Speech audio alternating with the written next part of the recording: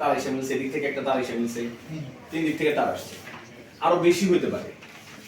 ঠিক আছে, আমরা বাসায় যেসব তার সংযোগ দেখবো যে মেইন সুইচের ওই জায়গায় ঘরের যত তার আছে সব একসাথে মিলছে, তাই না? এরকম অনেক পয়েন্ট থাকতে পারে, এরকম জাংশন পয়েন্ট থাকতে পারে একটা ইয়ের মধ্যে। আবার যেমন এই যে এটা একটা জাংশন পয়েন্ট, এই যে সার্কিটটা দেখতেছে এটা একটা জাংশন পয়েন্ট, এখানে সবগুলা তার এসে ঢুকছে, তাই না? এখানে এসে মিলছে, এখান থেকে আবার ডিস্ট্রিবিউট করে দেওয়া হয়েছে, এরকম একটা বিষয়। তো বিজ্ঞানী কার্শফ বলতেছে যে বর্তনীর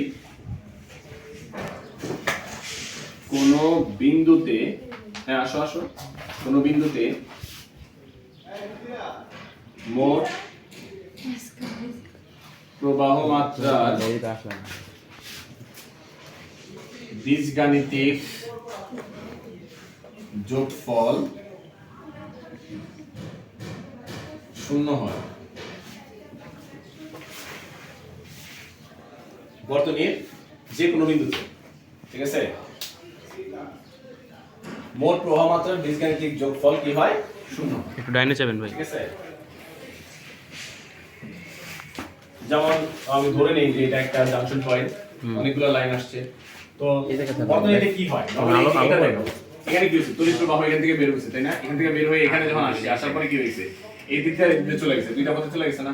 তাহলে এই বিন্দুর কথা যদি তুমি চিন্তা করো, তাহলে এখানে কি হয়েছে? কারেন্ট আসতেছে, আবার এই পথে আর এই পথে কারেন্ট কি হয়ে যাচ্ছে? বের হয়ে যাচ্ছে। তো সবসময় ব্যাপারটা এরকম যে বর্তনীর মধ্যে কোনো একটা বিন্দুতে যদি আমি যাই, তাহলে দেখা যাবে যে ওই বিন্দুতে কোনো কিছু কয়েকটা লাইন দিয়ে কারেন্ট আসতেছে, আবার কয়েকটা লাইন দিয়ে কারেন্ট বের হয়ে যাচ্ছে, এরকম ঘটনা ঘটে।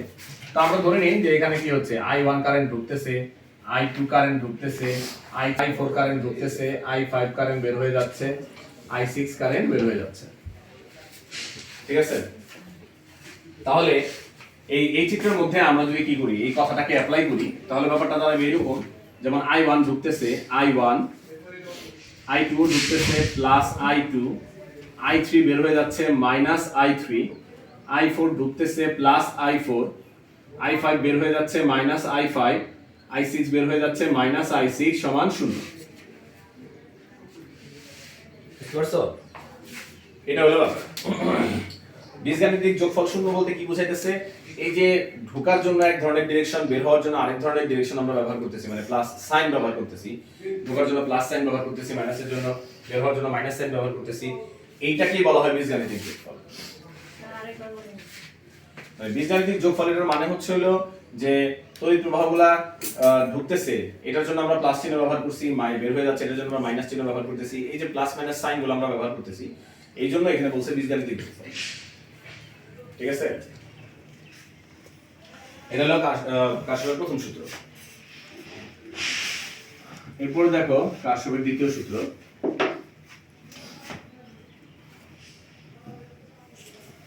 দ্বিতীয় সূত্র, এটাকে বলা হয় লুপ উপপাদ্য। এর একটা জমা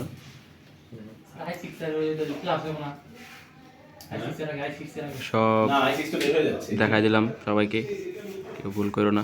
ঠিক আছে, বের হয়ে যাচ্ছে। তাহলে দেখো লুপ উপপাদ্য, লুপ মানে কি? লুপ মানে চিকন লম্বা রাস্তা। কি রাস্তা? লুপ কি? লুপ কি? আরে লম্বা চিকন একটা তার না,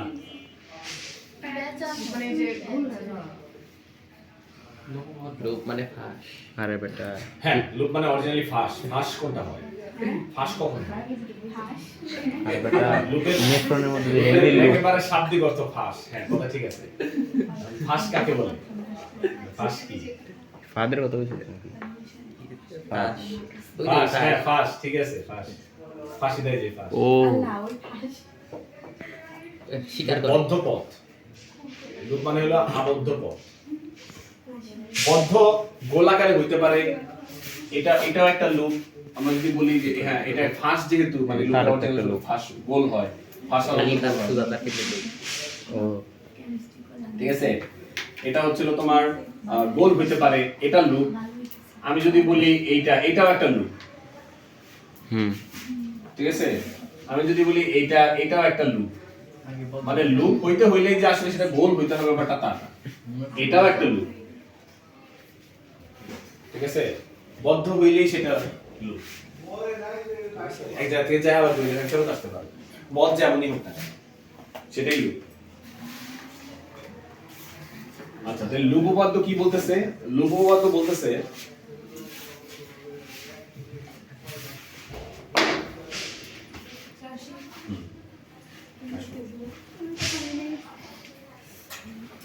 তোর তুই ক্যাপচার করে লেছি রে, তুই শেষ, চাপ দে বয় যা, যা কত দুজন একদম কোনা রেখে বয়ে থাক।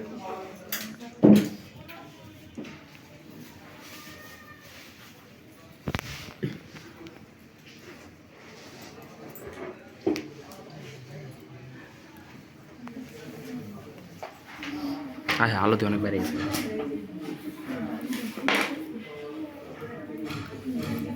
লেখা নেই বোর্ডে যা লাগতেছে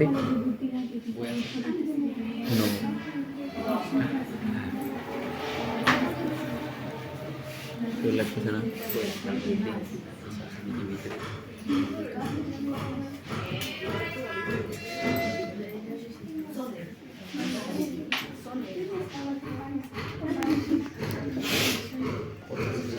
ওই বেটা বই তো সারেই লাগবে, কিসে দেখ কারো বই আছে নাকি।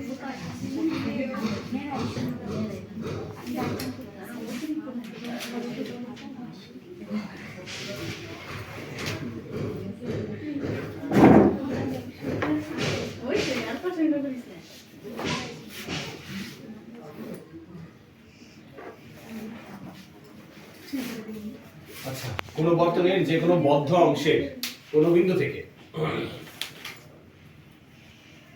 কোন বর্তনীর যে কোনো বদ্ধ অংশ, বর্তনীর বদ্ধ অংশ কি?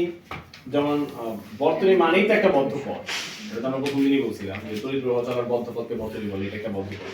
এর মধ্যে আবার এটা একটা বদ্ধ পথ, এটা একটা বদ্ধ পথ, সো এটা একটা লুপ, এটা একটা লুপ, আবার পুরোটা মিলায় একটা লুপ। ঠিক আছে? তো বর্তনীর যে কোনো বদ্ধ অংশ, আমি যদি এই অংশ নেই, এটা একটা লুপ, এই অংশ নেই, এটা একটা লুপ, বর্তনীর যে কোনো বদ্ধ অংশের কোন বিন্দু থেকে, যে কোনো বিন্দু থেকে, এই বিন্দু বা এই বিন্দু বা এই বিন্দু বা এই বিন্দু, যে কোনো বিন্দু থেকে সম্পূর্ণ বর্তনী ঘুরে আবার ওই বিন্দুতে তুমি ফেরত আসলে, এই বিন্দু থেকে মনে করো স্টার্ট করলা, এখান থেকে ঘুরে আবার এখানে আসলে যে বিভব পরিবর্তনগুলো সম্মুখীন হইতে হয়, ঠিক আছে, তাদের বীজগাণিতিক যোগফল 0 হয়। এখন দেখো ব্যাটারি আছে, এই ব্যাটারির বিভব পার্থক্য যদি E হয়, এইটা যদি R1 হয়, এটা যদি R2 হয়, এটা R3 হয়, এটা R4 R5, ঠিক আছে। আর এখান থেকে যে কারেন্টটা বের হয়েছে, এই কারেন্টটা যদি I হয়, এখানে আসার পর এটা দুই ভাগে ভাগ হয়ে যাবে, তাহলে আমরা ধরে নিলাম এটা I2, এটা হচ্ছে হলো I3, ঠিক আছে। I2 কারেন্ট দিক দিয়ে ঘুরে আবার এখানে আসছে, বুঝতে পারছো? এই হলো ব্যাপার। তাহলে আমি যদি এখান থেকে যাত্রা আরম্ভ করি, এখান থেকে যাত্রা আরম্ভ করতে গেলে এখান থেকে এই পর্যন্ত আসলাম, কোনো বিভব পরিবর্তন আছে এখানে? না। এখান থেকে এখানে চলে গেলাম, আছে? আছে। কতটুকু বিভব পরিবর্তন আছে? ইয়া IR1, তাহলে লিখলাম IR1। এই লুপটা আমরা নিব আর কি, আমি চাচ্ছি এইভাবে ঘুরে আসতে। তো এখান থেকে যদি এখানে আসি, এখান থেকে এখানে গেলে আমার কি বিভব পরিবর্তন হবে? হ্যাঁ, প্লাস I3 R3। ঘুরে যখন আমরা এখানে আসবো, এখানে আসলে আমরা কোষের ঋণাত্মক প্রান্তটা পাবো। এটা ঘুরে যদি আমি এখানে এসে পৌঁছাই, ঋণাত্মক প্রান্তটাকে আগে পাওয়ার কারণে এখানে আমরা লিখবো -E সমান 0, ঠিক আছে। আবার মনে করো আমরা এই লুপটা নেই, এই লুপটা যদি নেই তাহলে মনে করো এখান থেকে যাত্রা আরম্ভ করছি, এখান থেকে স্টার্ট করছি মনে করো, ঠিক আছে। এখানে নাম দিই A B C D, না এই আর কি, এটা তো এই আর কি। তাহলে এখানে লুপটা নিছি আমরা A B C A, এই লুপ নিছি। এই লুপটা যদি নেই আমরা, তাহলে B D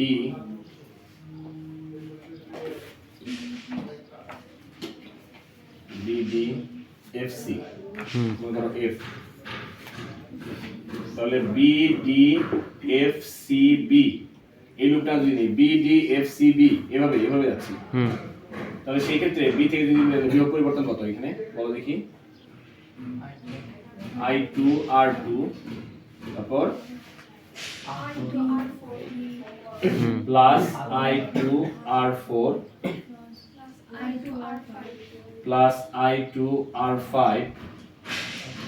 এখন দেখো আমি এদিকে যাচ্ছি না, এই i3 এদিকে নামতেছে আর আমি যাচ্ছি এইদিকে, উল্টা দিকে হওয়ার কারণে এখানে মাইনাস i3 r3 সমান 0।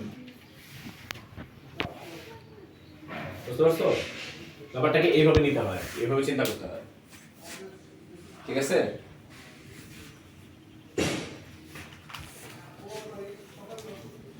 এই যে লুপগুলো আমরা নিছি, এই লুপগুলো আবার আমার মন মতো যে যেভাবে মন চায় সেভাবে নিতে পারে, কোনো সমস্যা নাই।